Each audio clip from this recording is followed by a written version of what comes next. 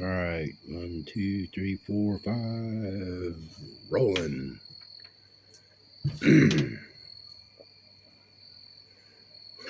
So this is part 2. This is the next day, but you gotta watch part 1 first. I'm not sure what I'm gonna call them yet, but if you watch part 1, you'll see I was having a wonderful day. I'm out along the riverbank, walking down the beach because the river's real low.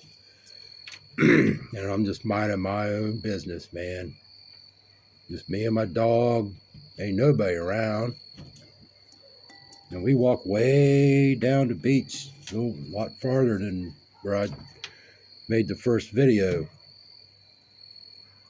And we're just having a ball, minding our own business. And I decided, let's start heading back, start working our way back. We left the riverbank, went up over the bank, walked through the woods for a little while. And buddy's having a blast. I'm having a blast. Beautiful day. Not a cloud nor a chemtrail in the sky. It was weird. Plenty of sunshine, low 70s, just quiet. So we walked through the woods for a little ways, and I'm like, it's getting a little thick, so I'm going to go back down on the river, walk the beach back. And we come out of the woods. I start walking. And then before long, I see these two figures standing up against the riverbank like this. Well, I guess they were conversation officers. And they had like khaki shirts with patches and whatever. And they had bulletproof vests on, and they had guns on their belts. I'm like, oh my. Buddy's running around loose. So I called him over to me, and I had my leash with him. I put him on the leash immediately, and they walked over, and they said, well, thank you for putting your dog on your leash. I'm like, yeah, you're welcome. And they start asking me all these questions about, it's an ordeal, man. I'm like freaking out because I don't do good around cops. I don't do good around guys that have patches on their shirts and bulletproof vests and carry guns on their belts. I don't do good around them kind of people. And they start questioning me, what are you doing here? I'm like, I'm out walking my dog. I'm just letting him out, run around, letting him be a dog because he has a lot of energy. And I'm like, oh, okay. And I got my walking stick, and I got my woods bag. I got a leather bag I made that I always carry in the woods with me. And they're like, is that your truck up there? I said, the Ford? And he said, yeah. I said, yeah, it's my truck. He said, okay. Are you out looking for points? And I knew what he meant. He meant, are you looking for arrowheads? Okay. Because my buddy down here, he told me they used to find all kinds of arrowheads along the river bank, So I knew what he was talking about. I'm not stupid, but I played dumb. I said, what do you mean by points? He's like, are you out looking for arrowheads? I'm like, no, I ain't out looking for them. I'm like, well, we just want to make sure you don't have any artifacts on you today. So do you mind showing us what's in your bag? I'm like, holy moly. And I'm like, well, I picked up a few rocks. I said, I've seen a few cool rocks. I got them in my bag. They said, well, we'd like to see him. I'm like, all right. So I started digging through my bag, and he's like, do you have any weapons on you? I'm like, no. I said, I got a small hunting knife in my bag I carry with me. I said, but I consider that to be a tool, because it is. And he's like, well, let's see. So I started digging in the bag, and I had 3 rocks. You know, I have this one. Okay, I don't know if you can see it. The lighting's kind of bad.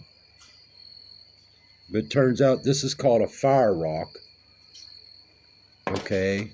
And see, you got to understand, man, I've been picking up rocks since before I can remember. Since I was a little boy, probably since I could walk. I see a cool rock, I pick it up. I've been collecting rocks. You know, Debbie loves rocks, and I see interesting rocks. I pick them up, I bring them home. You know, it's just what I do. It's just, I'm like a little boy at heart, and that's what little boys do. So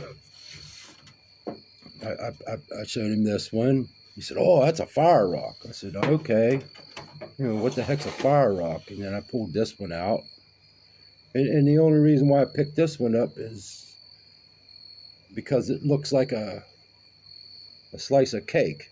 Debbie likes cake, and I thought, you know, she'd think that's pretty cool. And I showed him that. He took it. And he said, "Is this flint?" I said, "I don't know. Is it?" You know, I kind of suspected it might be when I first picked it up. And he's like, "Do you do napping?" I said, "No, I don't do napping. You know, I know what he's talking about." I said, "I know what you're talking about." I said, "But I don't do it." I said, "I've seen it done, but I don't, you know, I don't nap arrowheads or nothing." And then I found this rock, and I handed this to him. I said, "That looks like pumice to me." And the other one, the silent one, because there's one that did all the talking, and there was a silent one. You know, he took it. He said, "Yeah, that's pumice. Yeah, pumice, pumice." You know, I'm like trying to, you know, be jovial here. Meanwhile, I'm like inside, I'm scared to death, man, because I freak out. I get a cop behind me when I'm driving. I get irritable bowel syndrome. That's just how it rolls. Because I've never had too many good experiences with the guys that wear badges and carry guns and have patches on their shirts and all that. So he's like, "Well," he's like, "this is a fire rock here." He says, "You know what that is?" I'm like, "No, what do you mean by a fire rock?" He said, "Well, the Indians used to get them, and they would throw them in the fire and heat them up, and they'd uh, throw them in water and boil the water." I'm like, "Okay, I've heard of that." You know, he said, "Do you do that?" And I said, "No. No," I said, "I've only read about it. I've heard about it." It's crazy, man. And on and on and on. He's like, "Well, you're not allowed to be picking up artifacts out here." I'm like, "Well, I didn't know. You know, I wasn't looking to pick up artifacts. I just come out here, walk the beach, play with my dog. You know, and then I'm in a habit. I see an interesting looking rock, I pick it up and take it home. I mean, like, you know, I ain't hurt nobody, man. You know, and it was a big ordeal. They're asking me all. They ran my license plate, so they didn't have to ask me for ID. They already knew who I was. You know, they asked me my dog's name. I said his name's Buddy. And then I went into the long drawn out story of how I found him, where I found him. They didn't even know what I was talking about. And then he just like brought it right back. You know, I'm trying to like get him off the subject. And they brought it right back, you know, and said that, do you live in Somerville? I said, "No, I don't live there no more." So I moved over to such and such. I'm like, "Oh, okay." And they're like, "Well, you're not allowed to be out here hunting arrowheads and collecting artifacts, because it's really on the Joe Wheeler Refuge area, and evidently you're not allowed to pick up arrowheads and whatever other Indian artifacts you might find. I didn't know that, you know. I honestly didn't. I never even thought of that. You know, who thinks that you're not allowed to pick up a rock? I mean, every little boy, little boys now probably don't know what they are, but, you know, you find an arrowhead, hey, man, that's cool. I'm going to put that in my pocket, take it home, put it in my little box. You know what I mean?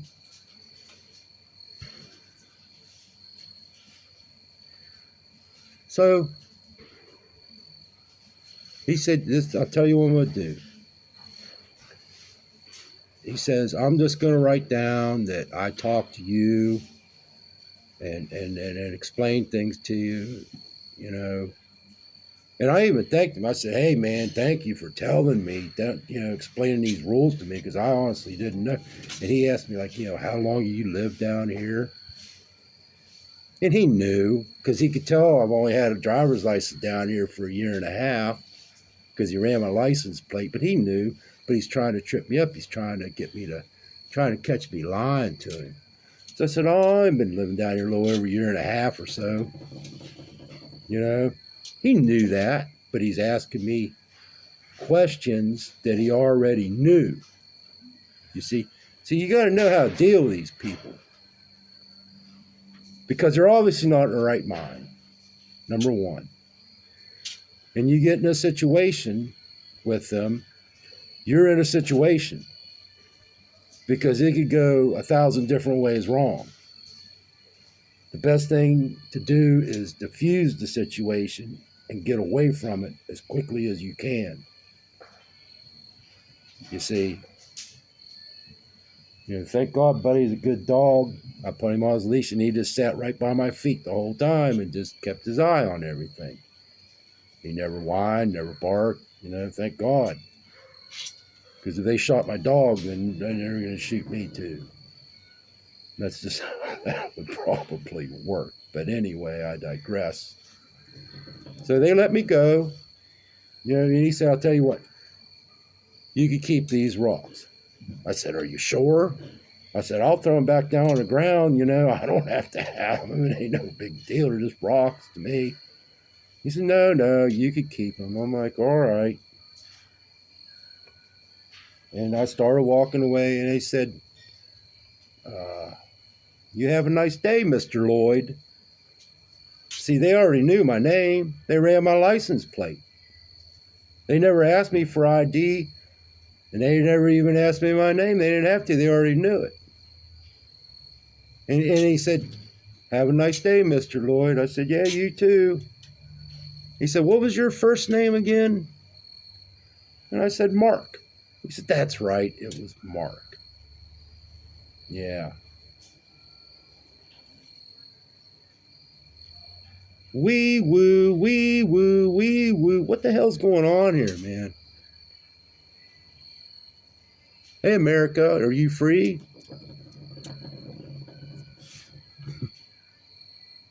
Wasn't hurting a soul. Wasn't hurting a dog. Wasn't hurting myself. Wasn't doing nothing. I'm just out having a day, man. Trying to relax. It's been a long week for me. Just one of them weeks, you know, and I got to deal with this. We're like a half mile down from the parking lot. We were all alone. So what am I going to do?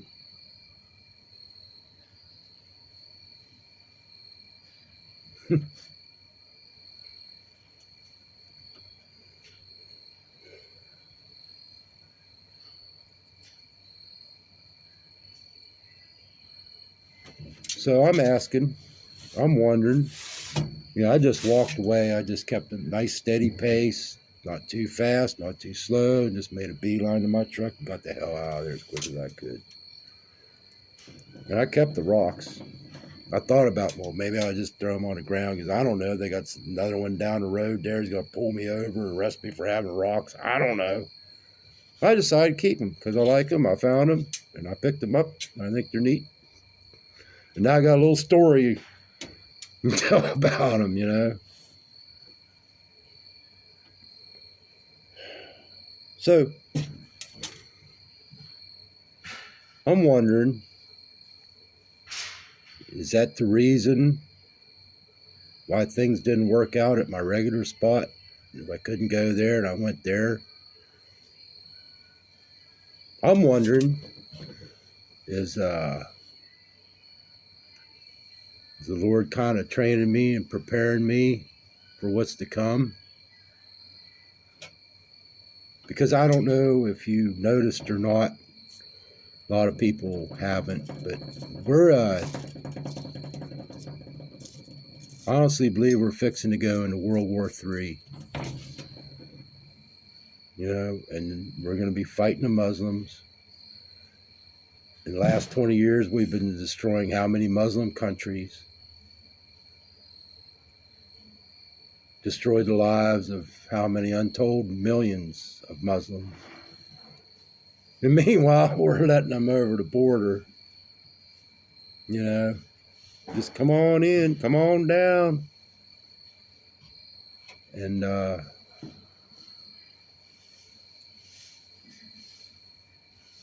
we keep messing with them. Are they going to have little terrorist incidents go off at our borders? I'm thinking, yeah. Well, that would be a pretty good reason to come down with some heavy duty martial law. So I'm asking, you know, did God put me through that little training experience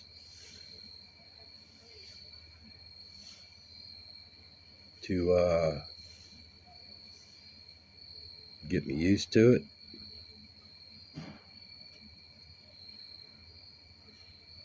I don't know.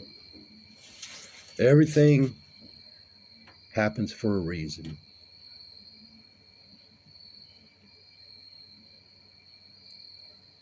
You see, when I take off for the day, I have a plan. This is what I'm going to do. But it doesn't always work out. And sometimes the plan gets changed. I'm like, all right, Lord.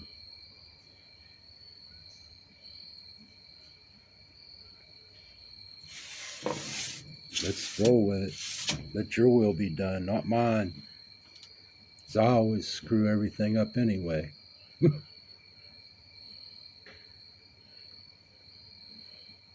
So that's what happened to me. And I was going to make a video about it last night, but I was a little distraught. So I just give it the night, day, and calmed down, thought about it. I'm still thinking about it. Because it freaks me out that two grown men would put on guns and lay in wait on a riverbank for some stupid hippie to come along and check out and see what kind of rocks he has on him that he may have picked up on that beach.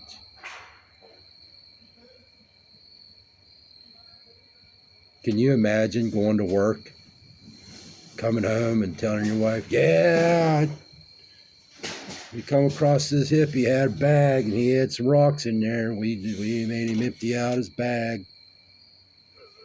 He had him all shook up. That's something to brag about, isn't it? It's pretty sad. So, I don't know, man. America, hey America, you ain't free. Never have been.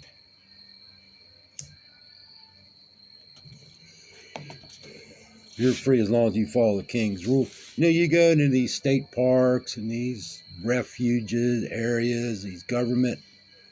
It's the king's land. Let's just call it what it is. It's the king's land. You go on the king's land, right there at the gate, you always see all these signs, you know, Can't do this, know that, know this, know this, know that, know that, know that, know this.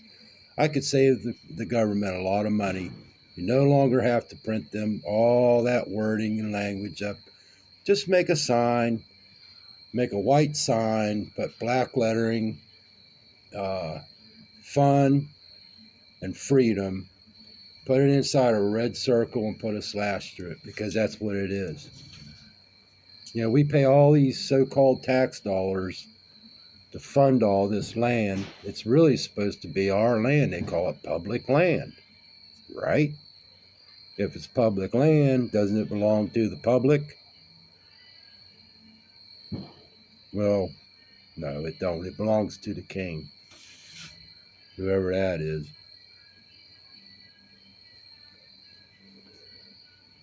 You know, you can't catch the king's fish without permission. You can't hunt the king's deer without permission. And now I just found out yesterday, you can't pick up one of the king's rocks without permission.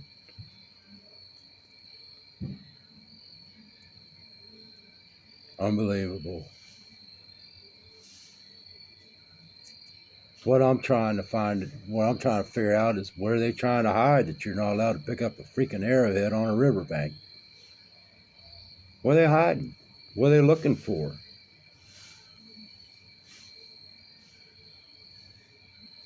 This whole continent is covered with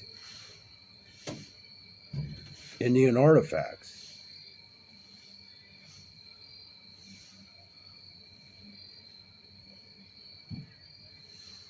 I don't know. There's a lot more to it. It could have went a million different ways wrong, but God had his hand on me, because every day I trust in him. Every day I trust in God. Because it's amazing when you're actually out there living life. You know, you could be all happy-go-lucky, having the best day in the world, and in a split second it just goes to crap. I know. But you just gotta roll. You gotta trust in God. You especially have to trust in God when it goes to crap. He knows. God has a plan. Even if you don't believe in God, he has a plan for your life.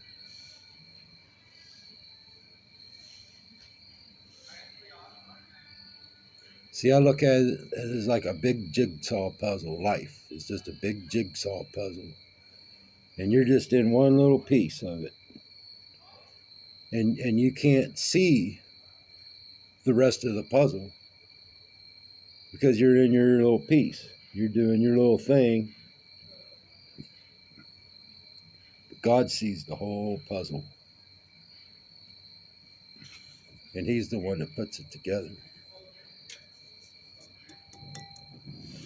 It's like a tapestry, big, beautiful tapestry. And you're just a little piece, a little thread in that tapestry. But he knows right where you need to go.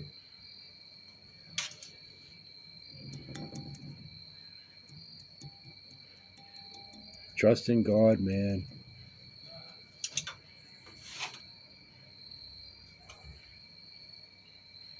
Because we're toward the end. And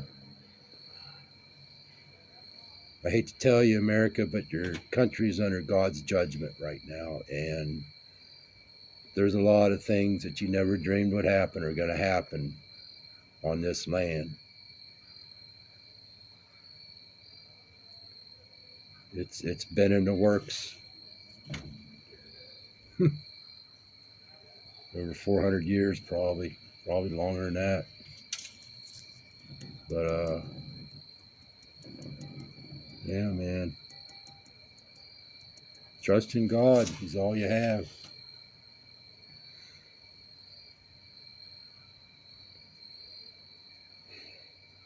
All right, I've said enough. Y'all have a good evening. Be safe and seek the truth. Bye.